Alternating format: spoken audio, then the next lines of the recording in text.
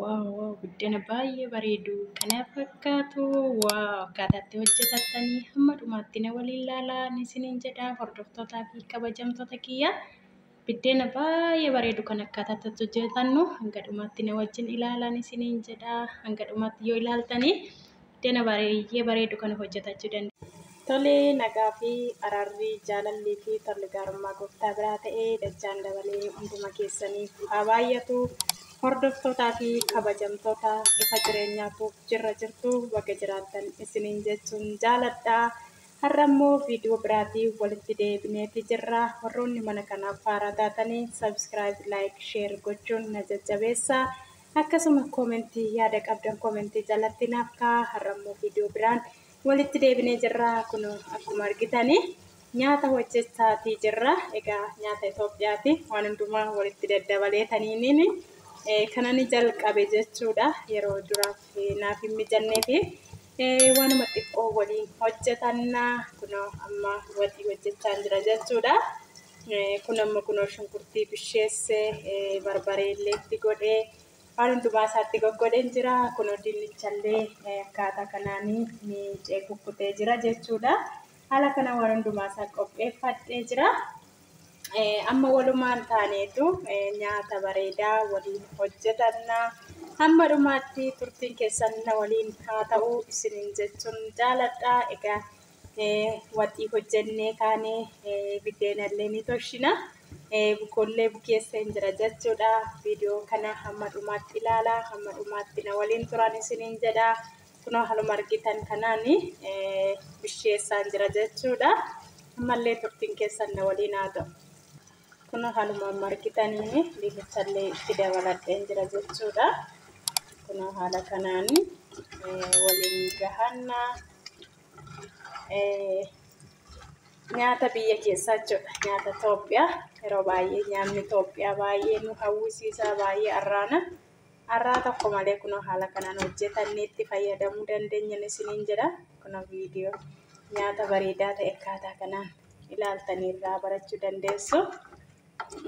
Yeroo baay'ee nyaata Itoophiyaati malee argannu nutti fakkaachuu danda'a miti garuu ofii keenya hojjetannee fayyadamuu dandeenya. Kunoo kana fakkaatan isiniin jedha. Kunoo waliin geessiseen jira. Amma haala kanaan hojjetanna jechuudha. Haaluma argitanii kanaan bisheessina jechuudha. Xiqqoo ishee yeroo inni wanni jiru yeroo inni wanni isa wajjin wal fudhatu bishaan itti dabala. Kunoo bukoollee akkuma argitan kana akkaataa kanaan reefumaan bukeessee ganaa reefuuf dhiibaa jira. Yeroo inni bukaa'ee hoomachaa'ee bareedu immoo biddeen keenya tolchannaan isiniin jedha. Hordoftootaa fi kabajamtoota kiyya. Hamma dhumaatti turtiin keessan ammallee na wajjiniin haa ta'u. Ammallee warroonni mana kanaaf haaraa taatanii subscribe, like, share gochuun na jajjabeessaan isiniin jedha. Turtiin keessan na waliin haa ta'u. Kunoo waxii keenya lama argitan kanaanii haala bareedaa ta'e hojjetachaa jirra. Dhugaa rabbi dubbachuu baay'ee bareeda. Darbee immoo barbaree biyya keessaa waan ta'eef siin bareeda jechuudha. Barbareen asii nama guba malee baay'ee ammanatti akkaataa kanaan hin bareechu jechuudha nyaata. Kunoo haaluma argitanii kanaanii asiin gahannee jirra. Ammallee na waliin turan isiniin jedha hordoftootaaf kabajamtoota kiyyaa hanga inni bishaatee. Yeroo nyaannullee isinitti agarsiisan isiniin jedha. Kophaa nyaattaa ammoo kanaan hin jenne amma kana goddanyaan qaba har'a. Egaa biyya Beeruut keessatti amma ta'e goddanyaan hin argama biyya kaanii biyya dura jiru keessatti hin argamu malee egaa keessummaa dhufee keessummaan affeerra dhadheenii mana kootti har'a. Kanaaf nyaata hojjechaa jira. Kophaa ofii hojjetatanii nyaachuun illee namatti hin tolu.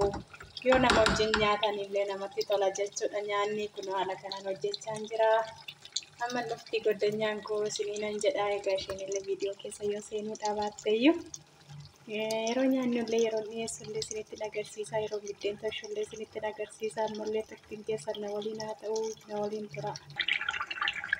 Kunoo waxii keenya sirraan gahanneetu jirra. Akkuma argitan kana baay'ee bareeda. Waaqa dubbachuuf barbareen biyya baay'ee waxii bareedaa baay'ee bareeda jechuudha. Kunoo kana fakkaata. Fakkii keenya kanarraan gahaannee bisheeffachaa jirra. Isinillee haala kanaan hojjetadhaa itti fayyadamaan isiniin jedha.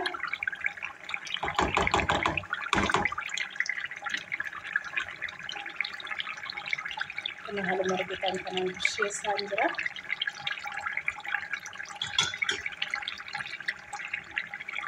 Kunoo haaluma argitan kanaanii waxii keenyallee bisheeffannee biddeenallee kunoo toshaan jira jechuudha.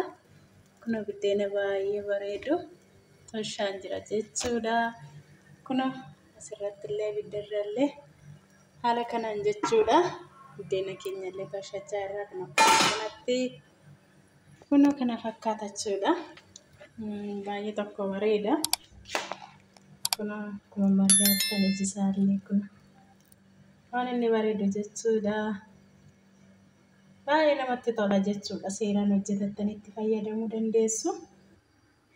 Kunoo waxii kiyyallee jechuudha. Haaluma kanaan haala bareedaa ta'een hojjedhee xumuree jira.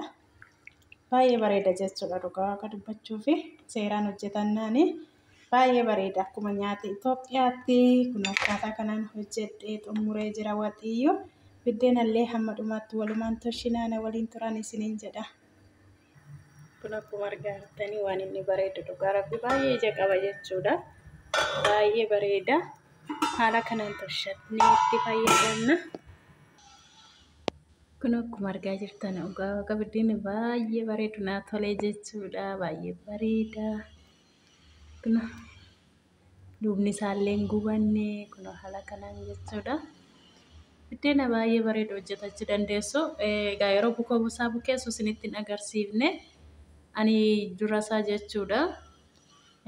Galgalanii irshoo fi daakuu xiqqoo walitti rukutee bushee isaa booda immoo ganama ka'ee daakuutti rukutee akkaataa kanatti bukeessee baay'ee tokko bareeda jechuudha. Homaa tokko hin goone daakumanii galgala xiqqoo irshoo wajjin walitti rukutee bushee ganama ka'ee immoo itti bukeessee isaa booda naannoo sa'aatii 2 tursiisee immoo kun akkaataa kanaan toshee jira. Ammallee toshaan jira hin finne jechuudha. Amma dhumaatti na waliin tura. Kunoo haaluma kanaanii biddeen kiyyaa toshadhee waliin gahadhee jira. Kunoo waan inni bareedu biddeena baay'ee bareedu naa bahee jira jechuudha. Dhugaa waaqa dubbachuuf baay'ee tokko bareeda. Kunoo akkuma argaa jirtan kana jechuudha. Akkaataan itti naa bareedee jiru. Egaa hundumti keessaniyyuullee kanatti toshattanii itti fayyadamuu dandeessu. Kunoo biddeen xaafii adii fakkaata jechuudha. Baay'ee tokko bareeda. Baay'ee namatti tola. Homaa tokko isaatii baay'ee isinitti fudhatu. Akkaataa kanatti hojjetadhaa itti fayyadamaan isiniin jedha hordoftootaaf kabajamtoota kiyyaa.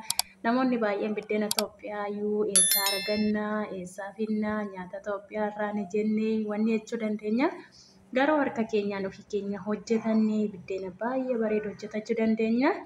Egaa akkuma dura isiniin jedhee kana wanti isin gochuu qabdanii ganama galgala irshoo xiqqoo fi daakuu xiqqoo walitti rukuttanii bushitanii yeroo kaatanii ganama kaatanii immoo daakuutti dabaltanii isaa booddee bukeessitanii qal'istanii keessa jechuudha. Bishaan ho'aa isaa osoo hin taane bishaan labii isaatiin bishaan ho'isa osoo hin taane bishaan qorraa garmaleessa osoo hin taane bishaanuma giddu galeessa mana waan ta'eef bishaanuma akkasumatti caljettanii wanni isaatiin bukeessitanii qal'istanii keessanii yeroo sa'aatii 2 jechuudha. Bukeeffatanii keessanii hojii keessan hojjetachaa yeroo isinii bukaa'e immoo daqiiqaa xiqqoo keessatti toshattanii itti fayyadamuu dandeessuun isiniin jedha. Kunoo dhugaa rabbi addallee jechuudha. Baay'ee tokko wal harkisa.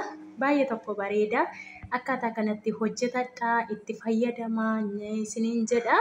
Egaa homaa tokko isiniin dhibu waxiin waanuma barbaadan dinnichallee misirallee hojjetattanii itti fayyadamuu dandeessuun isiniin jedha. Waan biyya keessanii arra'uun isin irra jiraatu dubartoonni nuti waan barbaadne hojjenne wanni jechuu dandeenya. Gamadaamiin keessan eeyyamti taanaani.